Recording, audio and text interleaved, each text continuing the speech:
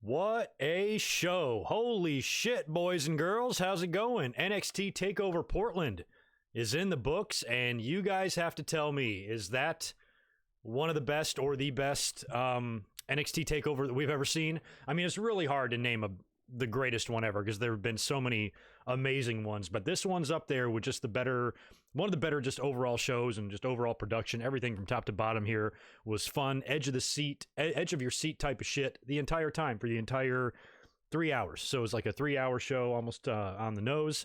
And wow, man, what a ride. What a roller coaster ride. It was a lot of fun being on social media, kind of watching the reaction to this because everybody was marking out for it. I think across the board, we're all going to give this one a thumbs up. Your seat type of shit. All right, I'm just checking my volume here. We're all good. Yeah, nice. So I'm happy to see those of you who are in here already. Thanks for waiting and hanging out and being patient. Yes, you guys are right off the bat saying, what a show. Great show. Awesome takeover. Totally worth watching that. My God. It was fun. I got home a little bit late. I got home about 10 minutes into the show, so I missed like the first just few minutes. So not really much. So I was able to catch 98% of the show, and I loved all of it. I almost put on Twitter a minute ago that I love what Gargano did there at the end. He almost pulled like a Buddy Murphy because I was surprised. The only match I got wrong on the entire card for my predictions was that one, Gargano and Balor. I kind of thought maybe Gargano would win. Felt like Balor's got to lose at some point. He's not the demon. He can always win the blow-off type of thing, so I thought Gargano was going to take this match. He didn't. Not only did he lose, there was no funny business, there was no cheating, nothing shady going on. Balor put him down hard, clean, and then kicked dirt on him when he was done. So I was like, well, shit. That kind of surprised me. You know, what does Johnny do now? And then he comes out at the end, does what he did, and it's kind of like Buddy Murphy. Even in the loss, he's gonna leave the show on a higher level maybe than he came in. And, even with wrestling a match and losing. So whenever you can accomplish that, it's a pretty awesome thing. Devlin Husband, thanks for the $5 right off the bat, dude. Appreciate it. Good to see you. What a great show. Ciampa versus Gargano may be the best feud in recent memory. I love that they're completely rekindling it again because, I didn't think Undisputed Era. I think I've been calling for that faction to, pretty much their reign to end here. They've been so dominant, walking away with every trophy and accolade and belt possible. They're going to start losing here, but I never thought it was going to happen like all in one night. So I thought Cole would either drop the belt or Undisputed Era would drop the tag belt. So when Broserweights won those, I was like, well, Cole's probably going to find some way to retain, and that's what I was expecting. So the minute I saw Gargano, I'm like, well, shit, he's probably going to turn because I was just feeling that. I think Cole will hold the belt going into WrestleMania weekend now. So either way, it was great stuff. We'll roll through all the results here, once we get going. But I just wanted to chat first and just kind of read some of your reactions to this because I don't think there can't be a human being in the world that's going to come in here or go on social media or anywhere and try to shit on the show. Even the craziest, most frothing at the mouth AEW marks had to appreciate that shit, that was fun. Ciampa deserved it. Well, a lot of people deserve it, but sometimes, I never thought that this takeover was going to be the takeover. When you have I say this, and I've been saying it for years, I say this about WWE and all different promotions, like when you have a champion, that has a long run or that's like super dominant, I prefer it when they kind of pick the right, most perfect moment for them to drop the belt. And that doesn't always happen, but I feel like when you put so much time into a title reign, the longer you usually go, the more it means when you drop it. And this was the main event of a takeover and everything. It was no small show, but with Tampa like a month away, that, to me, that would be a better stage. It's like when Shayna Baszler was going on her big run, and then she'd have like a random triple threat match on NXT, and then she'd win, and people are like, this is bullshit. I'm like, really? That's where you wanted her to drop the belt? To not even possibly be involved in the finish and on TV? What the fuck? So just kind of like be patient, wait for it, and the time will come. And I think Undisputed Era, first with Roderick, then with Fish and O'Reilly dropping the tags, and now Cole kind of being the only one left. I still don't know if they're going to go a full-blown like split because Undisputed Era is awesome, but I don't know how long they can really stay a faction in NXT. Can they be there forever? And if they move to WWE, I feel like they're kind of lost in the shuffle. So I don't know if they'll try to stay together, move them all up to the main roster together, or if they'll, that's a lot of talent leaving NXT at once there. Or if you do some sort of dissension, maybe Cole's like, hey, I'm the only one with the belt, I'm carrying all the weight, and then they start hating him, or they attack him, maybe they turn on him and he drops the belt and then he goes babyface, giving him a fresh new run and a fresh new idea. So there's lots of different things they can do with Undisputed Era in the future, but I definitely feel like the end is near for Adam Cole. But tonight it was not to be. But yeah, like I said, we're gonna get into in detail all this stuff. Stone Cold 10X, thanks for the $2, dude. I appreciate it. Balor versus Cole next, please. Yeah. Yeah, you got to wonder like who's going to be next for Cole. Now it feels like Gargano and Ciampa are going to, refresh their rivalry, which is interesting because if you remember, and you guys got to help me, NXT better than me, that was the match we were supposed to have last year, right? Gargano and Ciampa. WrestleMania weekend, right? Ciampa was hurt. Cole took his place, won the belt, been champ ever since. So it's like they're giving us that match that we kind of lost out on. And I think even for Ciampa and Gargano, it might be something that professionally they want. With all their history. I mean, you're right. Whoever said it in the chat here a minute ago, they are probably the best modern day rivalry we're ever going to see as far as like how long it's been going and how much history there is and how much like long-term booking, we've seen with them that it's impossible to see that kind of stuff, on the main roster or Raw or SmackDown. And I think AEW's got a chance, to do long-term booking. They're proving that right now. Advertising matches 2 and 3 weeks ahead of time on Dynamite and stuff. But given these two guys' history, I think maybe it's just a little piece of maybe personal pride for them. They want to have that match. They want to have that WrestleMania weekend, that Takeover Tampa match, and make up for what they couldn't do last year. This time, there will be no belt on the line. So I don't care. It doesn't matter to me. And I suppose you could insert some guys here. I mean, would you do that? Would Gargano and Ciampa, instead of doing the one-on-one, which I think they'll probably do, but if they don't, would it be for the title, triple threat? Would you throw Balor in the mix, do a fatal four-way? I don't know. I think when you have a champion that's held the belt for a year, he should pass the baton to someone one-on-one clean. That's just my personal preference. I'm not saying it has to happen that way. It's just the way I prefer it to happen.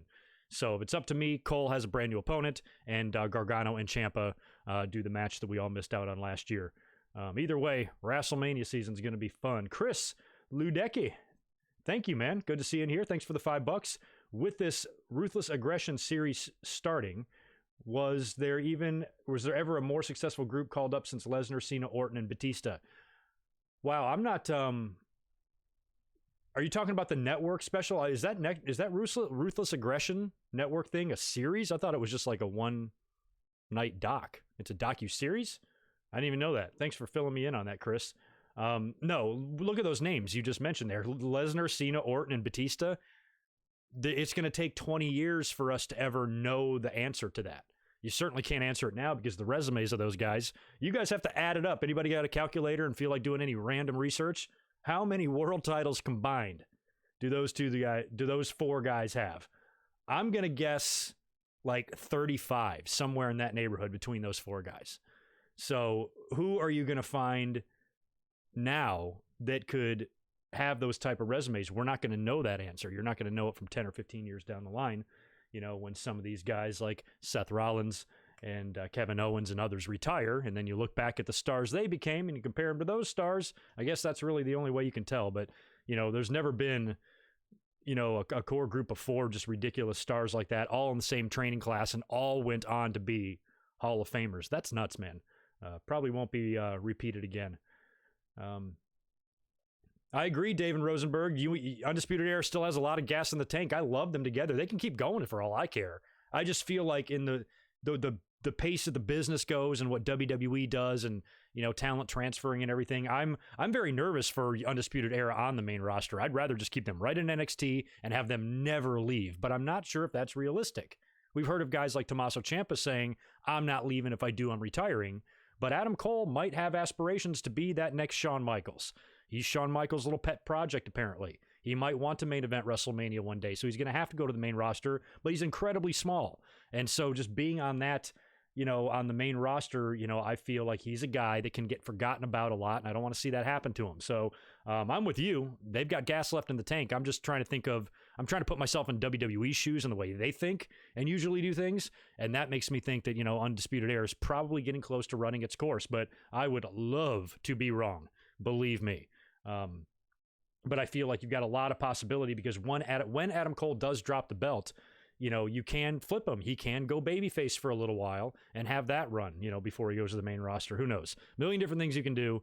But if he does go in now, let's say if Balor, Gargano, and Cole, or Balor, Gargano, and Ciampa, are not involved in the title picture, you know, then who does Cole face? You know, it's not going to be like Matt Riddle. It's not going to be Keith Lee. I suppose it could be Velveteen, but he's kind of doing his thing with Roderick right now. I don't know. Unless somebody comes in and steals Charlotte's thunder, but I don't think that'll happen either. You know, we could get a Seth Rollins Adam Cole match. That would be great, you know, at WrestleMania or something, but I don't know. I don't think so. I don't know how all that's going to work. You know, I feel like Charlotte is going to be the one, you know, main attraction. They're going to have that NXT title defended at WrestleMania, but are they possibly going to do both? And then if you do, what the hell do you do at TakeOver the night before? Yikes. Or the night, 2 nights before. I don't even know what the schedule is this year. So it's going to be, oh wait, I guess I do. Hall of Fame Thursday, SmackDown Friday, TakeOver Saturday, WrestleMania Sunday, correct? Yeah, and Cody's right. Cody Roy, main roster, destroyed Sanity. You know, and they were pretty over. I still think Undisputed Era is better than them, but Sanity was still super over. So the fact that, you know, they amounted to jack shit. Like, literally from the minute they got there, they were nothing. You know, they were buried the minute that announcement was made that you're no longer at NXT. You're on, what show were they on? SmackDown? They did nothing with him. So I don't want to see that. Killer Cross, no, he's not going to get a title shot, you know, that fast. But I guess maybe he will. I mean, they did say when he signed that he was kind of promised a monster push and everything right off the bat. Not sure if that means he's going to bypass NXT or not. I think NXT's better for him, at least to start. And, yeah. You know, I kind of brushed that off at first, wrestling news, but it kind of makes sense. I think that somebody like Killer Cross should come in, win a few matches, and just get him used to the WWE product and the WWE way, you know, of wrestling and TV, and just, you know, slowly ease him in, you know. But if they feel like he's ready, it'll be a big name to put up against Adam Cole. That's a hell of a launch. If he takes on Adam Cole and beats him, you know, holy shit, what a statement. He enters NXT and then just weeks later winning the title. I'm kind of skeptical that could happen, but hell, it's not out of the question. That's for sure. Yeah, how easy? Maybe Balor and Cole, you know, but I mean, I know it doesn't matter. One thing I noticed about TakeOver tonight, we're going to talk about this later, is that in the the Gargano and Balor match and the Cole and Ciampa match, the crowd was split for a lot of it. You know, a lot of times baby faces and heels don't matter. So originally, how easy, I was going to say, Balor and Cole, I don't know, it's heel versus heel, but I don't think it really matters in NXT. Fans don't care. And I certainly don't either, because I think the fans overall just kind of appreciate the wrestling of all these guys, and they're just so into it. You know, they're not looking at Adam Cole and Finn Balor as the type of heels that they want to see get their ass beat. You know, they just look at them like as two good professional wrestling heels. And they're cool. You know, Adam Cole and Undisputed Era are the heels, but they're cool heels. You know, the entire crowd chants out Adam Cole, baby, no matter how much he fucking cheats. So the lines are really blurred there, so I think NXT can definitely get away with it maybe a little easier than a Raw or SmackDown can, at least for like a main event of a pay-per-view. I wasn't even going to have a drink tonight. I wasn't going to have any beer or anything like that because I've got some stuff I want to work on later. But after that match, I'm like, I just have to open up an alcoholic beverage and toast the men and women tonight. What a fucking show.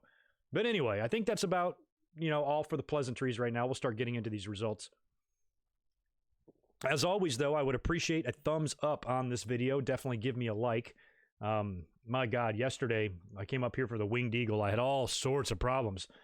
Just something happened with my microphone. It basically just disappeared as if it never existed. So I didn't really know what was going on, and I was about to go live. Finally, when I figured out what I needed to do, I just need to, you know, re-add the microphone and kind of re-enter all the settings. But I did it so fast, I didn't ever enter everything in properly. And on the original, or on the master setting, the gain was way too high and it was staticky sounding, and I fucking hated yesterday's episode. So I played around with it a lot today to make sure I got it back to where it was. And hopefully something like that won't happen again. I think we even had a brief like 10-second stream freeze yesterday as well, and I usually don't have problems like that. So anyway, volume's back to normal for this episode, and everything sounds nice and nice. But let me pull up my notes. Let's start getting into the match by match results here of TakeOver, because it did not disappoint, that's for sure. They opened up. Now, I was driving home during some of this. I guess they opened up with a Poppy concert or something. Did not see a minute of that, so I guess I didn't miss much. And as soon as I walked in the door, the bell had literally just rang on Keith Lee and Dominik Dijakovic. I was kind of surprised that they started with this match. I kind of thought it would be the tag match. You know, usually in takeovers, you always seem to get that like just high impact, high flying, high energy match to really get the crowd going with a million different "this is awesome" chants.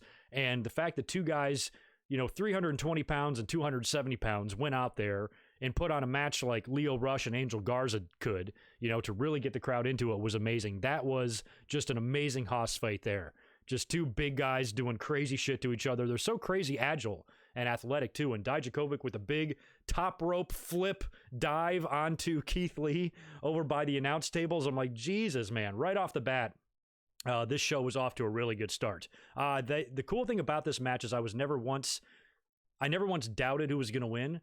Even in my predictions, I was pretty confident. I'm like, look, Keith Lee's not going to be dropping the North American title right after being put over like a monster at the Survivor Series and the Royal Rumble and then beating Roderick Strong for the title. He's going to drop it to his first opponent? No. He needs like a good, strong opponent to beat first, along the way of what will hopefully be many successful title defenses. So in my mind, there was no way in hell Dijakovic was going to win this match, but I didn't care at all. Found myself just as entertained by the match, regardless of what the outcome was going to be. I was on the edge of my seat a little bit because of what these guys were doing and the crazy spots that they were getting away with and surviving in this match. But in the end, it was Keith Lee hitting the big bomb for the win and pinning Dijakovic. And there's a really cool show of respect at the end because these guys are kind of bros now. They teamed up. I mean, they were opponents before. Then they teamed up a little bit. I kind of thought they would put them together in the Dusty Classic, but they clearly have singles aspirations for Keith Lee. So really good opener there. One of the more solid openers in NXT TakeOver history, and that is also saying a lot because we've been treated to some great ones. I can remember very few, like kind of dud opening matches at takeovers. They're usually amazing. So even though the choice of this one surprised me, it was just as good, if not better, than any NXT TakeOver opener we've ever seen. So fantastic job to those guys. Keith Lee's awesome. I hope his run continues. And who do you guys think he'll face coming up in Tampa? That could be interesting as well. We had Dakota Kai and Tegan Nox up next. This was the big street fight. Big culmination here from Team Knee Rehab into their implosion at War Games and all of the dirty, nasty things that Dakota has been doing to Tegan. And this was really good. I sometimes am skeptical of like street fights and really hard-hitting hardcore matches with women because, sometimes they don't just, they don't look as good. You know what I mean? But man, these ladies were laying it in on each other. Just stiff trash can shots. There was one trash can lid shot that sounded like a gunshot going off. Extremely brutal. Tegan was kind of telling the story with her face like she has a lot of regret. She was like really battling with herself, almost in disbelief that her friendship, her close best friend like this, that turned on her, it's been taken to this degree. This is somebody that she used to love like a sister, and now she's literally trying to end her wrestling career in there. She seems, kind of remorseful, regretful, but still has to do it, and basically psyching herself up to continue the punishment. And she didn't really let up. I mean, she was really taking it to Dakota Kai, even though she hesitated ever so slightly. And I'm like, that's going to wind up costing you. But eventually she psychs herself up enough to put Dakota Kai's head in the chair. She's like laying on the table, and then she puts her head in the chair like to Pillmanize her neck. And she's going to do it. She climbs up to the top rope, and that's when Raquel Gonzalez, who shows up on the apron. At first I thought it was Sonya Deville. And it was kind of a quiet, crowd. They didn't really know who she was. They couldn't tell. And Tegan Nox is on the top rope, and Gonzalez just, she winds up pushing Nox off the top to take a table bump. Dakota Kai moves out of the way, but she kind of falls short of it and botches it a little bit, but damn did it look like it hurt. And a lot of people were giving the spot shit, like, oh my God, they really botched that. I'm like, as long as Tegan is okay, I'm all right with it. I didn't think it looked bad. I think it looked like it hurt like crap. And she came down hard, and it was nasty. So provided that Tegan Nox didn't get hurt by that, and that botch didn't, injure her in any way, I think it was a happy accident, and I'm totally cool with the botch. As far as Raquel Gonzalez goes, I guess I remember her as she worked the Mae Young Classic, and it was funny too. I really felt like we were getting an AEW style debut. When the way the crowd was so quiet, I was waiting for Mauro Ranallo to say, "It's the Butcher, it's the Blade, or it's the Bunny," or whatever. Just nobody seemed to really quite know who she was. But Beth Phoenix and Mauro and Nigel all put her off over strong. They mentioned that she's been on TV before, so this was kind of a debut, in NXT, even though we have seen her under the WWE umbrella before. Apparently, she's a badass. I don't think she's necessarily going to be a replacement for Shayna Baszler. I think that's what Rhea Ripley is. But we got another, badass on the roster now, and I guess she'll be backing up Dakota Kai. Either way, it was a good way to beat Tegan, but not, kind of put her down clean. I thought for sure that Dakota was going to win this match, but she got help win this match, but maybe not clean. Maybe she would get some help. Maybe she wouldn't. So interesting way to do it. I didn't see it coming. And we got another girl on the roster, and that's never a bad thing. We had Johnny Gargano and Finn Balor up next. I talked about this match a minute ago. Are you saying she talking about busting the table? Yeah, I mean, too, when women go through the table, sometimes they don't break. And sometimes when the tables don't break, it does look like shit. This is in one case particular that I didn't think it looked that bad. I thought it was all right, and it really looked gnarly. I mean, she came down hard, and sometimes those tables are just a little bit stiff. And she probably could have gone through it if it was, executed better, but, whatever. The point is, if you're a heel, in kayfabe, you want to injure your opponent. Mission accomplished. Tegan Nox, she definitely ain't going to walk away from that very easily. So yeah, sometimes table botches, especially with the women, can look really bad. This was one that I didn't really think looked that bad, actually. But anyway, Gargano and Finn Balor was up next. This is the match that I kind of predicted to steal the show. This is the one I kind of wanted to see first, or see the most, and I was kind of wrong on both fronts there. I don't think this match stole the show. It was awesome. Do not get me wrong. It was everything I would expect Gargano and Balor to be. But it didn't, when we saw what would happen in the main event, all of that drama, I think that outshined Gargano and Balor here, but still like a really good, hard-hitting, stiff match. A lot of good stuff on the outside of the ring too. Crowd, like I mentioned earlier, seemed split. A lot of "Let's go Johnny," "Let's go Balor" chants. Even one awesome spot where Balor lines up all the announce desks and he runs and does the running drop kick onto Gargano. That was pretty cool. And in the end, once they got to the finish after, I don't know how long the match went. I want to say maybe 20, 22 minutes, something like that. It went a good amount of time. And what I'm expecting Gargano to make some sort of a big comeback and either roll up Finn Balor for a quick one or a quick pin, or, counter something awesome and put him in the Gargano escape for the tap out. None of that happened. Balor just kind of gets Gargano in the ring, winds up hitting him with the 1916 DDT, gets the 1-2-3, a very emphatic 1-2-3, and then does the little kicking dirt motion on him after the match and kind of wipes his hands clean, and that was it. Balor put Gargano down. I was surprised by that.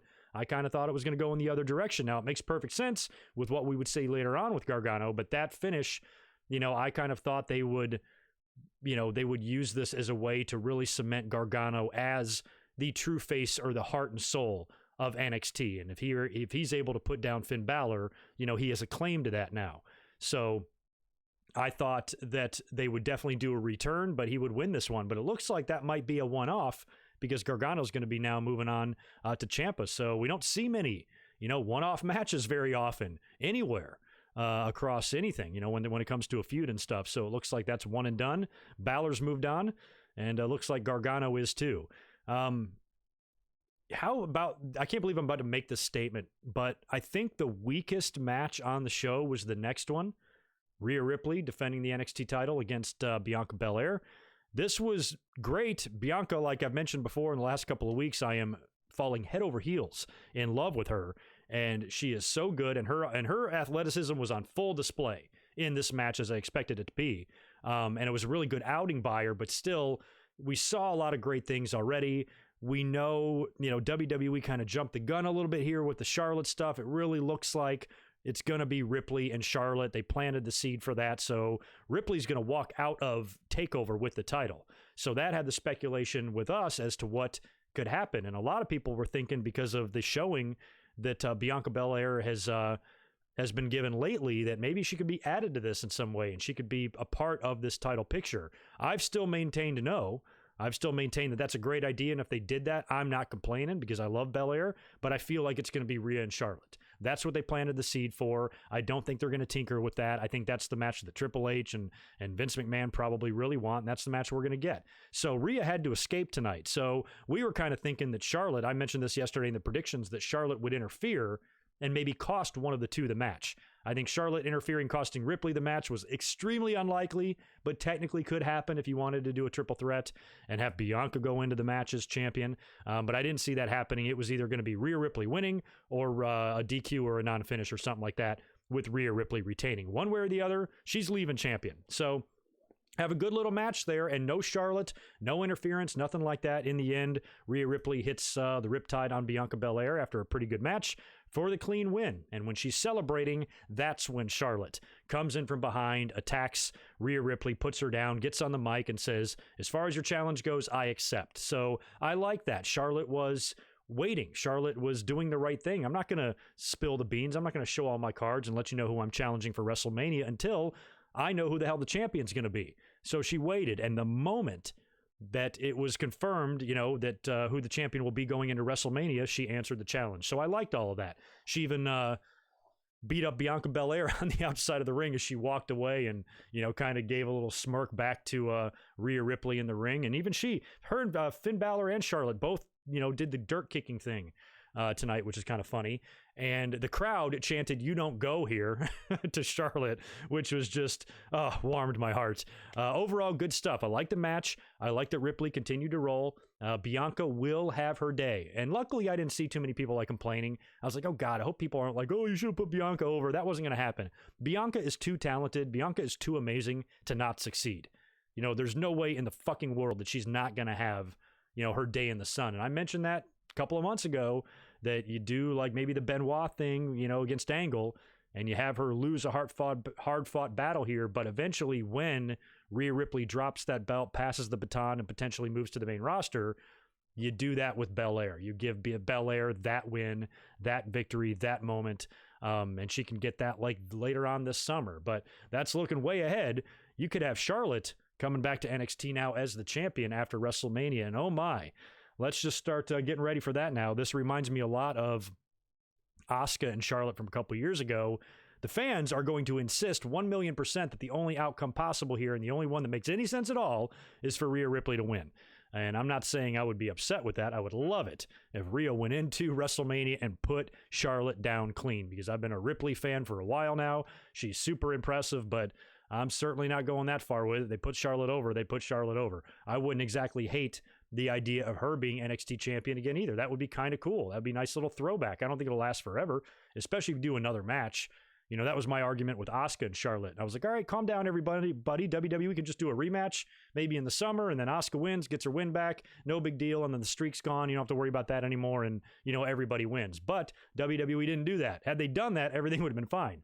So if Charlotte goes into WrestleMania and beats Rhea Ripley, as long as Rhea beats her for the title back, I don't care. Doesn't matter. Nothing will happen there provided they do a return. Now, if Charlotte beats Rhea Ripley and they never wrestle again, then yeah, that's fucked up. But I don't think they're going to do that. I think they'll use their heads a little bit here. One thing you got to remember about Rhea Ripley is, what is she, 23 years old? She's got another 20 years, guys. So nobody gets buried when you're 23 and you got your life ahead of you. Anything can happen. So I wouldn't even really concern myself too much about the outcome of that match. I don't think it's really going to matter. I think it's going to be a good looking match on the WrestleMania card, and I can't wait to see it. So it'd either be a way for Charlotte to go back to NXT and have a little run there, or it'll be a way to launch Rhea, as a major, major player. If she can beat the Queen at WrestleMania, that's a big deal. So for me, as a fan, with them, it's almost like it's a win-win either way, but I'm sure I'm in the vast minority on that. I'm sure just knowing the way the fans' mentality is, the only thing they're going to accept is a Rhea Ripley victory, but we'll cross that bridge and all that insanity when we get to it. Broserweights versus Undisputed Era for the tag team titles were up next. Another match that I predicted right. I said that if you're going to put the titles on the Broserweights, you got to do it now when they're at their most entertaining time, because they do feel like the way WWE does things and produces TV, that they could eventually kind of wear out their welcome, get a little bit, stale or old, or maybe some of the skits aren't as funny as they used to be, shit like that. So with the Broserweights, you know they're not going to be a permanent team. They're not going to stay together forever. You will see a day where Pete Dunne turns on Matt Riddle and becomes the biggest heel in the business by breaking up this beautiful friendship. So that'll all happen one day, so they should be champs now.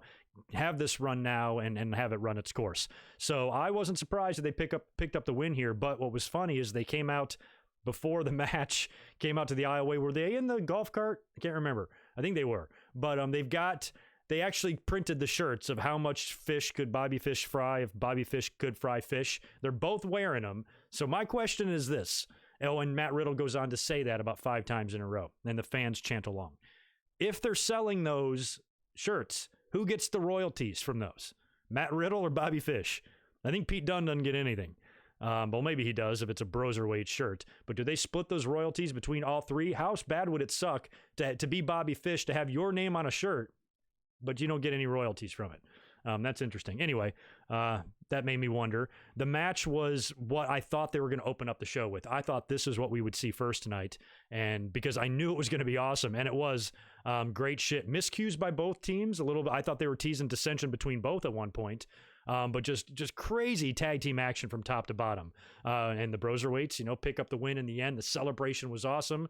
And Morrow going nuts and everybody. I love that. I'm really happy that they put the belts on them now, because that you can just tell that they have a shelf life. And Morrow was putting over during the match how long the Undisputed Era had been together, that they are at a clear advantage here over Riddle and Dunne. So the more they were talking about that, the more I was thinking, I'm like, yeah, my prediction might be right, and they're going to put the belts on them tonight. So yeah, I don't expect those guys to be tag team champions forever. That will probably be a relatively, short-ish type of run, couple of months, few months, beginning of the summer type of thing. Maybe if they last that long, I don't know. But eventually, there will be some split here. And WWE's probably going to sit back and see too. This isn't something you want to plan in stone, because it just depends on how over they get and how much more over they get. But if they hit their plateau, if they hit their peak, and they're like, all right, the fans aren't going to, go any crazier for them, that's maybe when you split them up. But right now, the adventures of Matthew Riddle and Pete Dunne, and going on wacky adventures together and getting into shenanigans, it's very reminiscent of Los Guerreros. It's very reminiscent of Head Cheese, a couple of other kind of wacky, fun, loving duos in the company. And it's always best, I think, when you kind of have those contrasting styles. They remind me of Eddie and Chavo because of the adventures they go on. They remind me of Head Cheese because of the differences between Al Snow and Steve Blackman's personalities, and Matt Riddle and Pete Dunne. So they are fun. They're a fun team. They're entertaining. And that type of entertainment is something that I think NXT has needed. I think AEW kind of does that a little bit better. They have a couple of comedy aspects of their show that doesn't go over the top, but is still there to make you chuckle a time or two. I feel like NXT is a little bit more serious. And so now that they have these guys, this might be able to be their answer to some of the fun stuff that the Elite does, or the drinking with Adam Page and shit like that. So I think that's a good addition, not only for the tag team division, but for the NXT TV show. I think comedy is something that the show could use.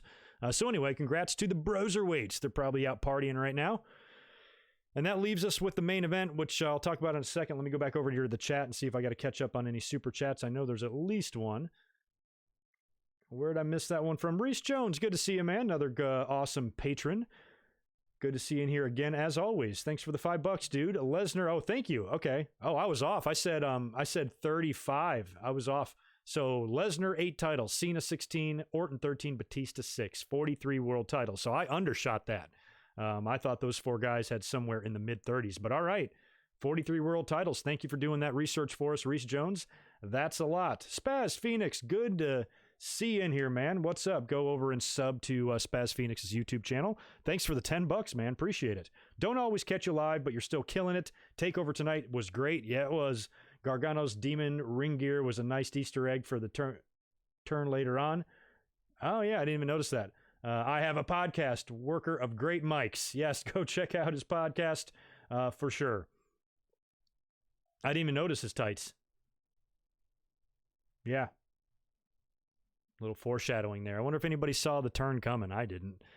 There's a couple things. Yeah, I mean, I had no idea about the Raquel Gonzalez debut. Didn't see that coming, and I certainly didn't see Gargano turning in the end there. But anyway, speaking of that, let's talk about the main event. Oh man, I got to drink a sip of beer for this one. This one was all over the place, and I almost thought that the way the show was going, that this main event might not live up. I've never been more wrong. Holy crap.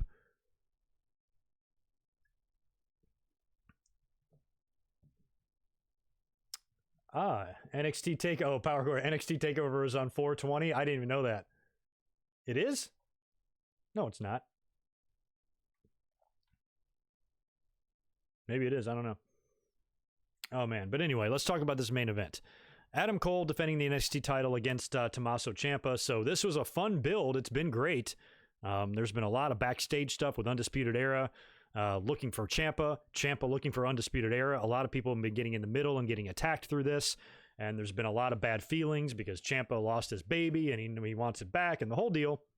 So I think the build was a lot of fun. And, I like kind of Ciampa's fearlessness going into kind of a 4-on-1 situation, Lion's Den type of situation, and always fighting his way out of it.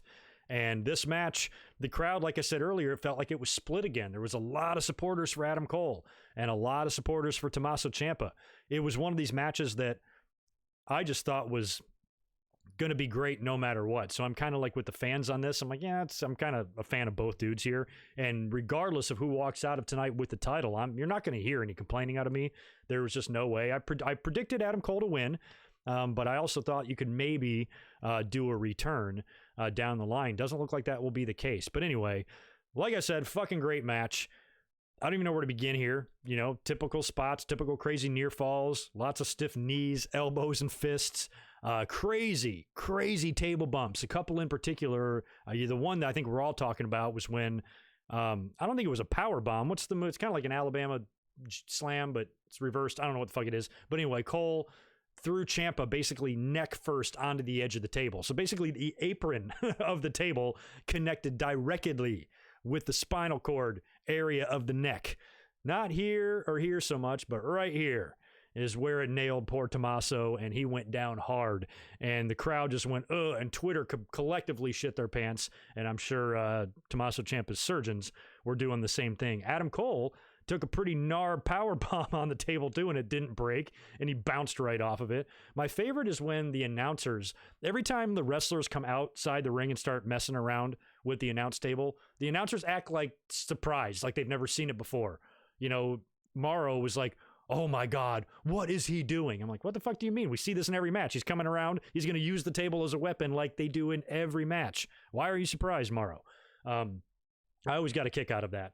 But tons of near falls in the ring. And then there was tons of crazy shit outside the ring, like those table bumps. And I think Adam Cole hit a Panama Sunrise off the table onto the floor at one point on Tommaso Ciampa. And that was kind of near the end. And I remember he threw Ciampa into the ring right after that crazy bump, but Ciampa almost like no-sells it and immediately hits Cole with a DDT, or a fairy tale ending, I believe, and Cole kicks out. So Ciampa, I don't know if it was just like adrenaline or what the story was there, but he literally was up in seconds after that and hitting one of his finishers on Cole. But Cole kicks out. That's when we start seeing the Undisputed Era come out. We knew they'd probably have a presence here. I think Roderick Strong hit the ring first. They're all over the place, even tossing the belt in the ring for Adam Cole to use as a weapon. We see 3 super kicks and a last shot at one point after the Undisputed Era run in. Ciampa's like on his knees. Cole kicks him 3 times in the face, then hits him with the last shot, and the fucker kicks out. My God, that one even got me. I was like, oh, that was probably going to be the finish there. So the fact that he kicked out of that, I'm like, okay, that was like one more near fall that I wasn't expecting. I kind of thought for sure that would be the finish. So the Undisputed Era wind up returning. We get a ref bump right after that, which allows Adam Cole to nail Tommaso Ciampa with a low blow. And then I think Cole goes for another sunrise off the second rope, and then Ciampa kicks him in the dick and hits the fairy tale ending. But this time there's no referee to count it because he just took a bump. But the best part about this is when he's covering Cole and there's no ref. You know how this happens in every match. When there's no referee, the fans count like 1, 2, 3. Well, the fans kept counting to 4 to 5 to 6. They went all the way to 14. I don't think I've ever heard a crowd ever do that long, where they count to fucking 14. They might have gotten to 15, but I heard 14 and I was laughing my ass off. And that was right near the end too. So I'm trying to like not to laugh. I'm trying to pay attention to the match, but I'm finding myself cracking up. Right after that is when we see Gargano. And another thing I like that they did here is that they didn't waste time, because I think if they did, I think most people, once they saw Gargano, they smelled it. It was like, oh shit, he might turn heel. Otherwise, this kind of feels weird. So the fact that he wasn't out there for a few minutes first, cheering on Ciampa, and they were making a big deal about it, and they were dragging it out, and then he turns, like if they telegraphed the shit out of it, I'm glad they didn't do that. The minute he was shown, the belt is in between him. The belt is laying there in the ring. He's on the outside of the ring. Ciampa's crawling towards the belt to grab it. Gargano takes it away from him, and then Ciampa kind of leans over the rope, and then he gets blasted with it. So it wasn't like, it wasn't drug out. They just hit you right with it. As soon as Gargano came out there, bam, he turned, and that allowed Adam Cole to pick up the pieces, pin Tommaso Ciampa, and retain the title. So there you go. Adam Cole survives just barely. And yeah, that's the end of NXT TakeOver. That was a great finish, great ending, nice little twist, and the match was fantastic. The match actually exceeded my expectations. I knew it would be good, but we had already seen like a tremendous tag team title match. We saw a great opener with Keith Lee and Dominic. Gargano and Balor tore the house down like we knew they would. Charlotte appeared. That was very exciting. This whole show was nonstop excitement, and I don't know why I always doubt these fucking guys, but I wasn't 100% sure if Adam Cole and Tommaso Ciampa could follow all of that. And my God, not only did they follow it, they exceeded my expectations. Probably not the greatest NXT TakeOver main event ever. Definitely not. There's been some great ones. It's hard to beat that Gargano and Andrade match, but it's up there. This one was for entertainment value and the ride it took us on. I like this one just about as much as any NXT TakeOver main event they've ever had. So I put up a Twitter poll. Let's take a look at these results. How would you grade tonight's NXT? B, A, A+, or A++? Those are your only options. 50% A++, 34% A+, 9% A, 5% B. So yeah, we're all in agreement that this show was awesome. RJ Dove on Twitter, he was there. It was the first time I saw a TakeOver live. It was so much fun. Yeah, I've only been to one TakeOver. I was at War Games in 2018, and that was fun. And they look just as fun as ever. I don't think they're slowing down at all. And I was on the fence about how I felt about these takeovers, going to Sundays and, being like longer, bigger shows like a WWE show, now that they're, kind of changing the way they do things, and there's, TakeOver Worlds Collides now and all that. So I didn't know how I'd feel about it. And this was a longer takeover than most. Most takeovers are like 4 matches. This was 6, went 3 hours instead of like 2.5, but they didn't overdo it. I thought it might be 3.5 hours. I thought it might be 4 hours. But it wasn't. They kept everything condensed, and it was just one great thing after another. And it was crazy too when we got to Gargano and Balor. We just had 2 amazing matches. We didn't even get a chance to take a breath. Keith Lee and Dominic was awesome, and then Dakota Kai and Tegan Nox was a pretty fun match too, that kind of had us on the edge of our seats a little bit, especially with some of those bumps and the injuries that could have potentially happened there. And then without even getting a chance to suck in any air, bam, they're hitting you with Gargano and Balor. And it's like, man, I love the way these shows are formatted. I absolutely love it. And I put this on Twitter too. I'm amazed that shows like Raw and NXT takeovers are actually, that they take place and exist in the same company, that this is the same company producing 2 extremely different shows. And I know you can't make SmackDown and Raw just like takeovers every week. Can't do that. But like, it just amazes me how some shows can be so good, so ridiculously balls to the wall good. And some shows can make us want to cancel networks. I mean, and it's all owned by the same place.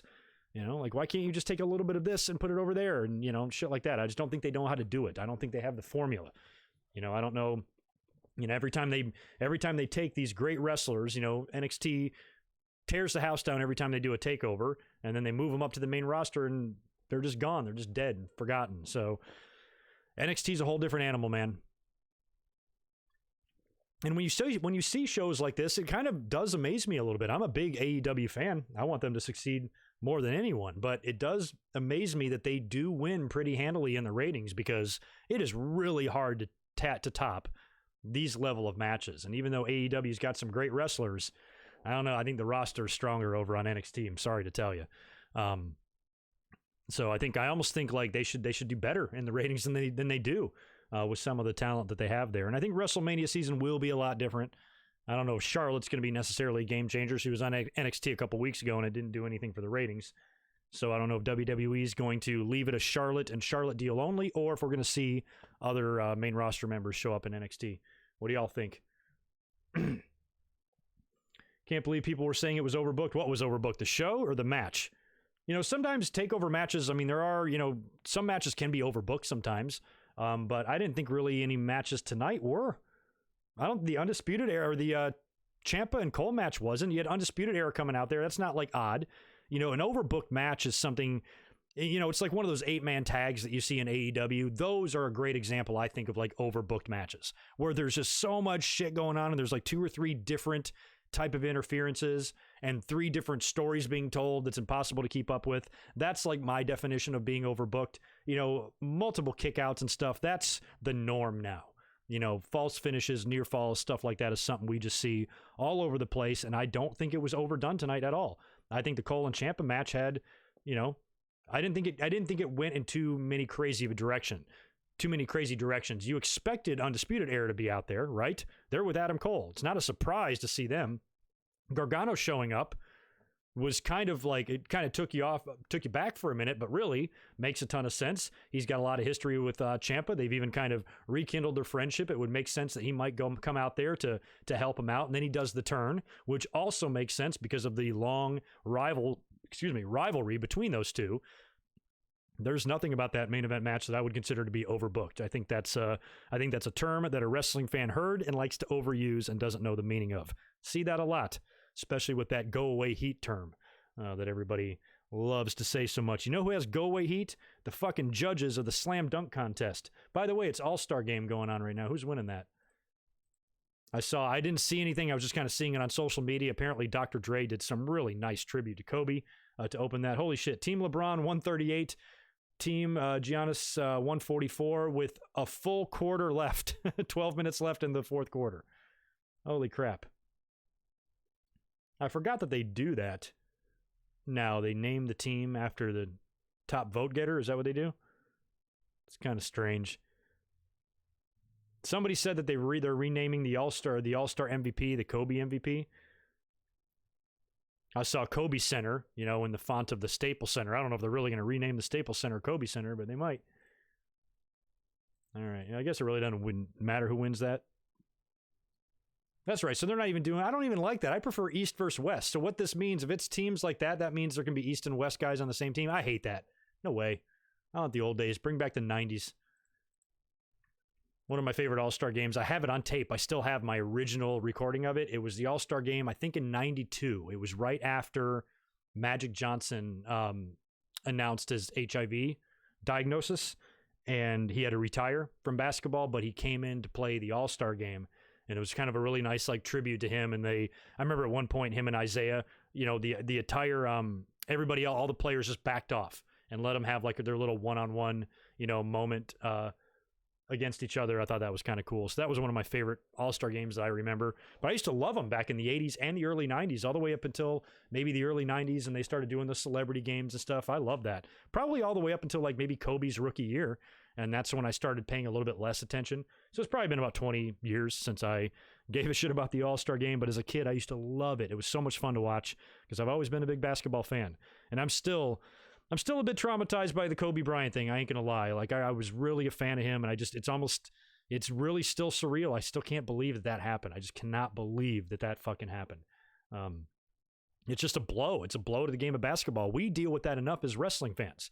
You know, every time it's like, geez, these pillars, you know, these Hall of Famers, these legends that we've, you know, grown to love that are such a big part of wrestling are dropping like flies. And sometimes we've had some really big names die way too early where it just leaves, a void, a hole in us and stuff, and I feel that way with Kobe. I was a big Kobe Bryant fan. I always had his back. I talked a lot about Kobe the same way I did about LeBron James. Just really didn't understand his haters. I understand if you don't like somebody, that's fine. But, when you just start making shit up, Kobe sucks. I'm like, really? You got a handful of rings? I don't like Tom Brady and the Patriots, but if I say Tom Brady sucks, I'm pretty stupid. Wouldn't you agree? So, yeah, you don't have to like him. I can't stand Tom Brady's face. Hate his face, hate his voice, hate his team, hate everything about him. But he is a goddamn good quarterback. And I would be a fool to say otherwise. But anyway, rest in peace, Kobe. Still can't believe he's gone. And I hope everybody in the NBA tonight had a nice tribute to him. I'm sure that was pretty emotional for a lot of people, just being there and just, all that's still kind of new. It's still kind of an open wound. It sucks. But anywho, oh yeah, X-Pac he too. Then my favorite is like when wrestling fans try to educate me on a term that I likely invented. I swear that's happened once or twice.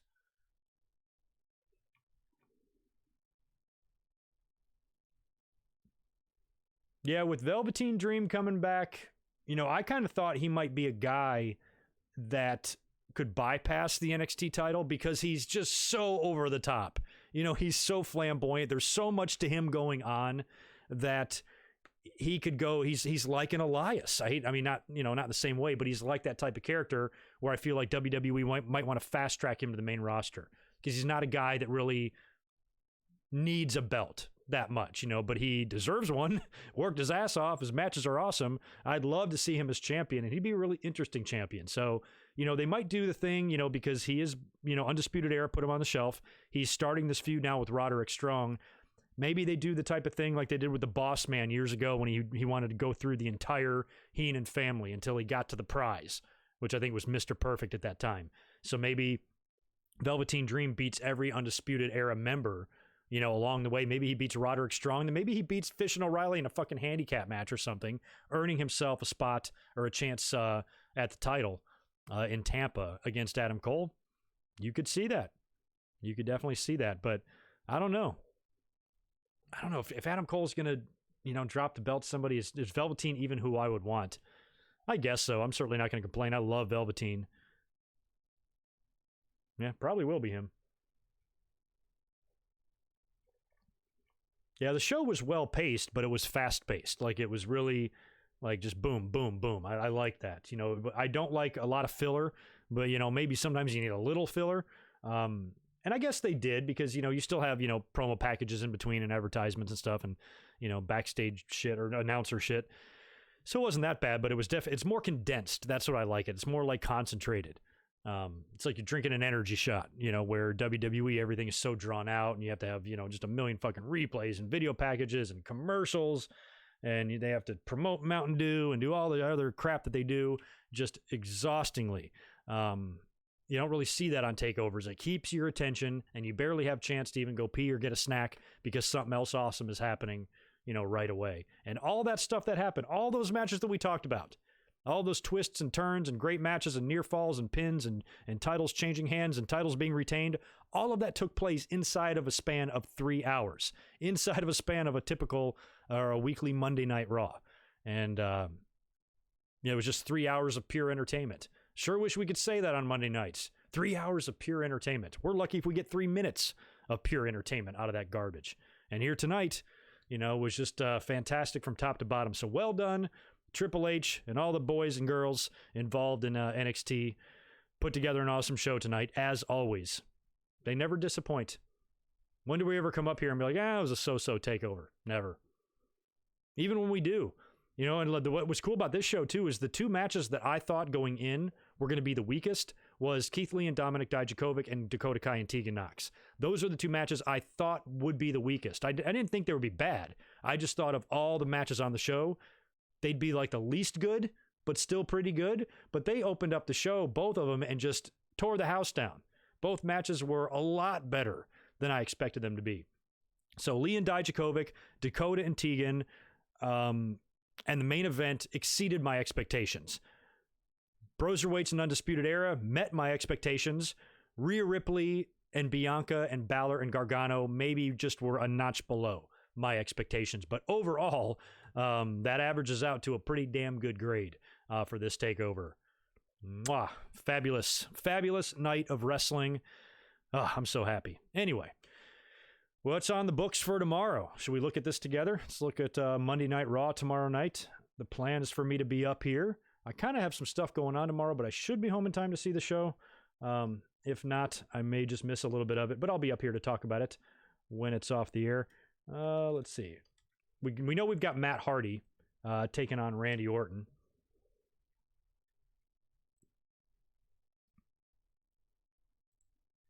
What else have they announced? Probably nothing. Oh, okay. Rusev's back. Tomorrow night on Raw, Rusev and Humberto Carrillo team up to face Bobby Lashley and Angel Garza.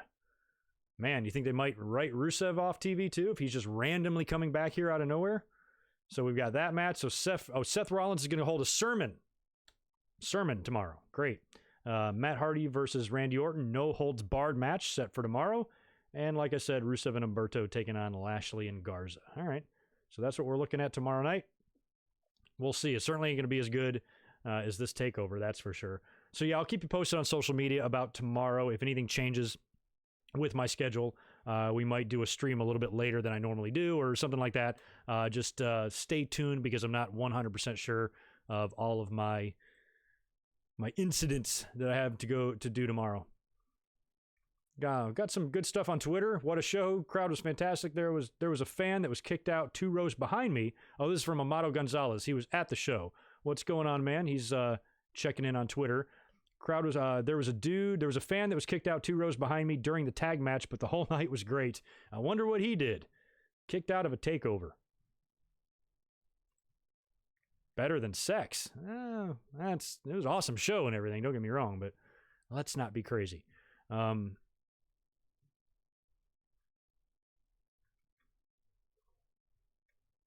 Like it's amazing that NXT takeovers and Raw and shows like Raw are all in the same company. One is run by Vince and the other is run by Triple H. Both are run by Vince. But yeah, Triple H is he's got the wheel. So yeah, this Ruthless Aggression shit kicks off tonight too, right? I thought I saw that available earlier today on the WWE Network. Is it already debuted? Was it available today? I swear I saw it up there and it was like, you watch now or something, but I always thought it was coming on after TakeOver tonight. So, and I was not aware until just a little while ago that is a series, not a special, or it's a special series, docu-series. So yeah, this is the first episode. So that's awesome. So I thought this was going to be like a 40-minute long special, but it's not. It's going to be like a multi-part deal. That is so awesome. I'm excited. I'm excited to watch that. Oh, I just got a like from Just Incredible. Yeah, I was looking over here. I didn't see any of the XFL matches today either. And I was looking over here on Twitter, and I saw that PJ Walker was trending. And PJ Walker was the name of Just Incredible when he was a jobber in WWE. And I was like, holy shit. So I tweeted him. But apparently PJ Walker plays for a team in the XFL. I think he's a quarterback. And I'm not sure if he wears a jock strap on his face or not. Maybe he does.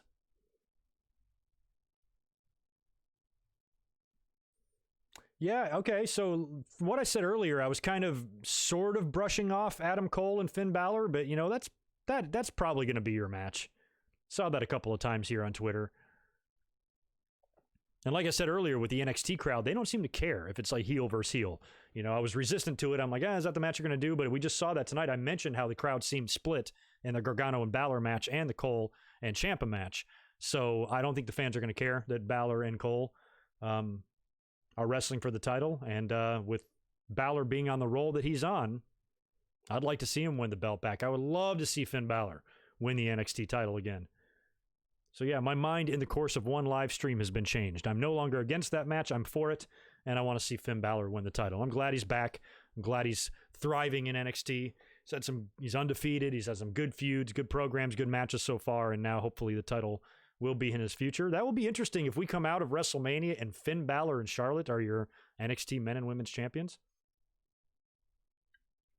Part of me wonders if like one day, doesn't have to be this year or anything, but like one day Seth comes back and does something with NXT, like wrestle for a championship. Who knows? And it's not out of the question that this could still happen at WrestleMania either. I just don't think it will. I think Cole and Ciampa or Cole and Balor is your match. SmackDown, Bianca should have won. No, not yet. Not even close. Love Bianca, love her, but it's Rhea and Charlotte's day at WrestleMania, and Bianca will have her day. I mentioned that earlier. She's too awesome not to be good or not to be successful. I didn't know she was dating. Is she dating or married to Montez Ford? I saw them posting some goofy ass Valentine's Day pictures on Twitter. I didn't even know they were together. They're a good looking couple. Yeah, I love me some Bianca. She's amazing. I'm going to have her back all day, all night, but at the same time, I just don't feel like tonight was going to be her night. She's just somebody I kind of like that story. If it winds up being the story they tell, I mean, they could not do this, but I just think with her now having a couple of title shots, I think at least 3, might have even been a 4th in there somewhere, and falling short, there's a story in itself there, where she just continues to fight, continues to improve, continues to not give up. Instead of, she's not going to show up on NXT and be like, well, I can't win the title, might as well retire. No, she's going to come back and, be badder than ever. So eventually, I think it would be a really nice story after all the battles that the two have had, Ripley and Bianca, and even the kind of the respect that they have for each other, if Bianca does wind up putting her down, eventually. If WWE ever decides to pull the trigger and put a belt on Dominik Dijakovic, I kind of feel like he could be the same thing to Keith Lee, because he's dropped all of his matches to Lee as well. So if he winds up kind of winning the title in the end, that might be a nice moment for him. But as much as I like Dominik Dijakovic, something about him, I feel like it's gonna be tough for him to really stand out in WWE with so many guys that are big just like him. Because he's good, he's big, strong, and great in the ring. He was doing some amazing Keith Lee. But there's just something there. There's almost like just too much talent in WWE for him. If he was in AEW, holy shit, he would be a standout. Where in WWE, I almost think like, he'd be better off finding somebody his size and forming a tag team, just like a really big badass tag team. Baron Corbin actually would be a good sized opponent, somebody or a good sized partner. Maybe not Corbin, but somebody like him. Or somebody his size or moves like him and has his ability in the ring. I think the two could be a badass team. So, if Dominic's not going to ever find his niche in singles and WWE doesn't have any serious title aspirations for the guy, or plans for the guy, then maybe moving him into a tag team, might be something they could do. Because there's a lot of other guys on the roster too that's like, oh, I don't know, I'm not sold on Damian Priest and, and a few others. So, sometimes you take some of those talents that are just too good to get rid of, but you also can't figure out a way to, kind of get them over either. Slap them together. Sometimes magic can happen. So we'll see. We'll see. Either way, God, that Lee and Dijakovic match, my God, what a way to start the show. I was like, oh, yeah, this is going to be a good night tonight once I saw that. For sure. Transferring Heat Podcast asks, will we get a loser leaves town match between Gargano and Ciampa? Maybe. We could. Ciampa's got to win, right? Didn't he go on record saying he ain't going to the main roster? If he is, then you can just call it a career for him, which means he'd have to win. That would be so weird. Like, how is that blow off going to end? I mean, he's the one that initially turned heel, remember? Isn't he? He's the one that turned on Gargano, became that asshole heel, and then they kind of came back together, and then Gargano kind of turned on him, and then they were back together again, and now Gargano's turned again. Is it really going to end with Ciampa getting the final, victory here and putting down Gargano? And, I reigned supreme when Gargano was just such the baby face and the underdog during all of that. I kind of thought it would happen the other way, the other way around. Harvey thinks Bianca could go to the main roster after Mania. She could. The thing about Bianca is that she's got that like entertainment value. She's so already good on the mic, and her personality and that hair thing. WWE's going to want to grab that and exploit that as quickly as possible. So I can see her going to the main roster and not going through with the plans that I suggested, sticking around in NXT a little bit longer, eventually winning the belt. That's kind of like what I would like to see, because I think it would be a good story. But for sure, I can see she's the type of wrestler that WWE would call up. She's got everything that they need, got everything that they want, and she's just got a presence to her. She's got that star potential. So yeah, I could be way wrong on her sticking around and eventually beating Rhea like way down the line, like around SummerSlam. They'll just bring her to the main roster now. I'd be cool with that too, man. Yeah, we talked a little bit yesterday about The Undertaker potentially wrestling AJ Styles, and there's a bigger match now to talk about because we talked about this yesterday as well, but we didn't talk about who Cena was going to face. John Cena's coming back on SmackDown on February 28th. Apparently, that is when he's going to start whatever program he's going to have for WrestleMania. So he's probably going to work a match, and now it's been leaked that his opponent for WrestleMania is likely, not confirmed, but likely going to be Elias. Kill me. For reals? Elias? Who the fuck wants to see that? Not me. What is that match going to be like? Didn't they interact last year with Cena rapping on him and stuff? Are they going to continue that and now it's going to be the match? Like, what do you think's going to happen there? Cena's going to lose? No. And Elias is a fucking babyface right now. So I don't know if I even believe that, but if that's what they're doing, that sucks. And I have a feeling, even if it's not Elias, what that tells me, that initial report tells me, is that even if it's wrong and it's not Elias, it's probably somebody like Elias. It's not going to be anybody awesome, or some sort of a dream match, or Cena potentially working with somebody that he's never worked with before and him putting them over. It's not going to be anything cool like that. It's going to be something lame. So it looks like either way, regardless of what Cena does, whether it's with Elias or somebody else, it's going to be lame. I'm hoping that with this news coming out so early and with the fans have 2 weeks, to run their mouth about it and pitch a fit about it, might actually get WWE's attention. Maybe like, maybe not here. We don't want to do that. But I still think even if you did that, you've got to do some stuff. I mean, Elias has gone back from being a babyface and a heel so many damn times. It probably doesn't matter if you could just bring him out on TV one day and say, hey, I'm a heel now. But as of right now, he is a babyface, right? So how do you put him in the ring with Cena? That's what I want to know. That doesn't seem like it makes much sense, but it's what everybody's kind of banking on here. And a lot of people are bitching about it, and rightfully so. It's not a match I want to see. If you're going to put Cena in there with anybody, I can think of like 100 different guys you can put him in there with. That would be so much better. Even if Cena won, I could still think of better opponents that I'd like to see him beat. Elias, I just think will be boring. He'll have the guitar, Cena will rap, little match, FU or attitude adjustment, knuckle shuffle, and the win. I don't know. I'm not into that. I'm hoping that's wrong. I'm really hoping that's wrong. A lot of people are talking about Goldberg too, and The Fiend. I say no on those for John Cena. How Wheezy?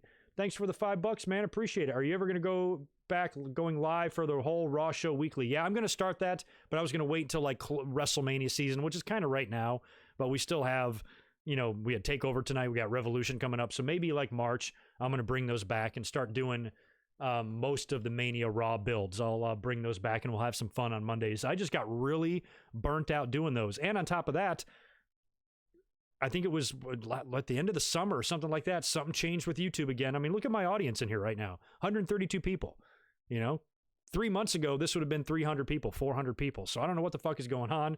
But a lot of that stuff, started stalling out in the audience and everything. Because another cool thing about the streams is they were benefiting the channel. Every time I did a live stream on Monday, I'd gain like 100 or more subscribers. Now I gained 0.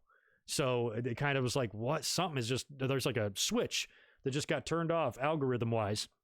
But that's why I was loving those live streams, because every time I would do one, I just get like dozens and dozens and dozens and dozens of new subscribers every week, and then no more. So that was another reason why I kind of backed off the Raw reactions. But I'll definitely bring a few back for WrestleMania season. And I'm still putting some videos together for WrestleMania season. We'll try to have a lot of fun on the channel. And I'll probably react to WrestleMania. I'm not sure what I'll do. I'm so up in the air what's going to happen with me WrestleMania week. It's going to be a busy week. But if I can be up here to react, I will. But it might be a review type of thing. We got a couple months to figure it out. But yeah, it's coming up soon. And now we just got to get past Elimination Chamber, which I don't even know the date on that. And I guess that will be when Roman Reigns wins and goes on to face Bray Wyatt at WrestleMania. But speaking of John Cena, like I was saying, a lot of people are saying John Cena and Goldberg. Again, that's a match. That is a dream match, but I'm not sure it's one I really want to see. And I've been pretty adamant, pretty firm on my prediction that Goldberg is not winning that Universal title. I think a lot of people are suspicious that he could win because it makes a better opponent for Roman. Like, well, Roman won't get booed. I understand that WWE has done that before, and the fans are not really wrong for thinking that. In this case, though, I just think it makes no sense. You're not gonna beat the Fiend with Goldberg. There's just no fucking way. If you want to do a schmaz, if you want to do a DQ, if you want to do some Hell in the Cell bullshit where you don't actually pin Goldberg, fine. I don't give a shit if you do that. But there's no way he's going to beat the Fiend. I mean, unless somebody comes out and costs the Fiend the title and then Goldberg wins or something and the Fiend goes on to face that guy.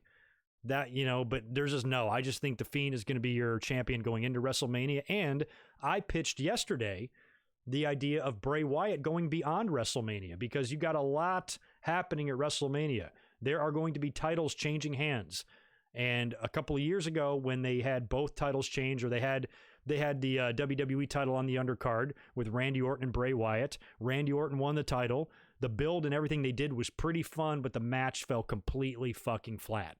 And I'd hate to see the Fiend, after this debut and the run he's been on, lose in the early undercard of WrestleMania. That would be a strange way for him, to finally be defeated, finally be taken down by somebody. I think that needs to be saved for, a moment that's going to be like the focal point of a pay-per-view, the main event of a pay-per-view. So if Roman Reigns goes on to enter this Elimination Chamber match, win the Chamber match, and earn the opportunity to challenge the Fiend, assuming if the Fiend beats Goldberg, which I'm sure he will, to me, it's not a given. The fans are so cynical and so anti-Roman and anti-everything. They're just automatically assuming, WWE's going to put Roman over. They might, but I think it would be silly. I think it would be better to put Roman over somewhere else because you're putting Drew McIntyre against Brock. That needs to be your main event. Let's launch Drew. Let's make this for Drew. I've been calling for this guy to be a Roman Reigns level character for 2.5 years now. So let's give this to him and let Roman have his moment on the next pay-per-view. So the Fiend should beat Roman Reigns. It's not out of the question. Brock Lesnar beat him a couple years ago. I think the Fiend beats him. Doesn't have to be clean. Ramblin' Rabbit can hit Roman Reigns with a chair. I don't give a fuck. Point is, the Fiend can walk out of WrestleMania with the champion, setting up your return, and then Roman has the victory where he wins the title. Or he doesn't. And the Fiend just keeps rolling, and then we're talking SummerSlam for Bray Wyatt to drop the belt. It might take something like a Money in the Bank holder to get the belt off of Bray Wyatt. You got to think about that as well. Bray Wyatt, if he turns out to be so unstoppable, how the hell can we beat this man? Maybe he has a grueling match against a Roman Reigns where he still wins, but man, he finally got injured. He's finally hurt. Maybe even somebody rips his mask off, leaving him in the ring with no mask, and then the Money in the Bank briefcase holder comes out. The Money in the Bank winner comes out and cashes in on maskless Bray Wyatt. Something like that could happen as well. So I don't think it's a given at all that if Roman goes in to face Bray Wyatt, that he wins. If that was your match, if Roman won the Rumble and he was going to face Bray Wyatt, then I'd say, yeah, he's probably going to win because it's going to be the main event and the whole deal. But I think it's more about Drew McIntyre, and it's probably going to be a lot about Shayna Baszler as well. Wouldn't you agree that she is probably going to win the title against Becky at WrestleMania? Don't you think she should? I think she should. So if you're going to put over Drew, you're going to put over Baszler, you could be crowning Charlotte as well, although maybe not. Bayley and Sasha might collide. I don't know what those two are going to do. We got tag title matches. Strowman's probably going to defend. Andrade's probably going to defend. So not everybody can drop their belts. So you got to have some people retaining here, and I think it's very likely that Bray Wyatt will. So I'm not sold on it yet. Not sold on it. Not freaking out quite yet. But anyway, we've got a lot of time to speculate on the main roster stuff. Tonight was about NXT TakeOver, and the show was amazing. So I am probably going to get out of here now. On my way out, you guys just mind clicking that like button on your way out the door? Don't worry about shutting the door behind you. I got it. Just click the thumbs up for me, and I would really appreciate it. Let me roll through here in the chat and make sure I didn't miss anything else. You'd like to see Drew and Cena? Yeah, I had a whole thing planned out for Drew. I booked Drew's whole year last summer, culminating in a WrestleMania match against John Cena. I had thought John Cena could win the Universal title like at the Royal Rumble, and then surpassing Ric Flair, winning a belt he's never won before, and then dropping it to Drew McIntyre on a big stage. But Drew's going in against a better opponent. Like I thought about Cena just because I want Drew to beat a legend. He's going in there against one in Brock. And maybe I'm looking past that too. It is possible that I'm overlooking that and I'm taking that match for granted. I'm just sitting here assuming that Drew McIntyre could, is going to get launched and have this big moment, this big victory against Brock, but maybe he won't. Maybe the reverse is true. Maybe Brock retains and the Roman wins. That I don't want to see. I'm fine with Roman winning the title again because I've got Roman's back. He doesn't deserve a tenth of the shit that he gets heaped on him by the fans. And I'm perfectly fine with him being champion, and I'm perfectly fine with him being champion again. Just maybe not at WrestleMania, Hold that off. I don't want to see him win and McIntyre lose. That would suck. And I certainly don't want to see Drew's match be on the undercard. He won the Rumble. He should be the final match. So still up in the air what could happen, but if I had to guess, Drew will be wearing gold and Roman will be wearing gold sometime after WrestleMania. Because again, would you want that too? That's another thing you have to think about. If Roman Reigns does win and does go in to face The Fiend, then you got two guys that look alike winning the title. And then I almost think, could you do like a WrestleMania 20 moment with the both of them at the end of the show where they both have their own belts and they're looking at each other? I mean, these are two tall, muscular, long, black hair dudes with beards, and they look the same. Drew's a little bigger, I think. But, now both of your champions are identical to each other. Is that really what you want? Don't you want two different types of champions? So to me, all of the signs point to Bray Wyatt either number one, working with somebody else at WrestleMania, or number two, beating Roman Reigns. I just don't see a scenario where Roman and Drew both win. Doesn't mean it can't happen.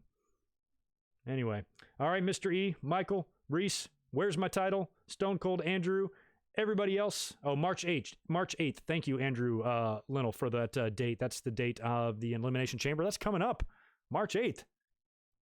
That's like 3 weeks. Anyway, okay, cool. March 8th it is. It'll be here before we know it. A lot to do and a lot to talk about. Yeah, exactly, Stone Cold. Seth won the Rumble last year, and he was the opening match. So, yeah, and that's happened a lot of times with Rumble winners. They've not main evented. So it's not a given Drew's going to main event the show. I just feel like that's what they're pushing as the main event. It's not going to be the women this year. It's probably going to be Drew and Brock. That's just the way it feels like to me. So let's hope that's the case. Fingers crossed. All right, you guys have a good rest of your night. What's left of it. Good luck on your Monday tomorrow if you're heading into work. I got the day off, so I don't have to go to work.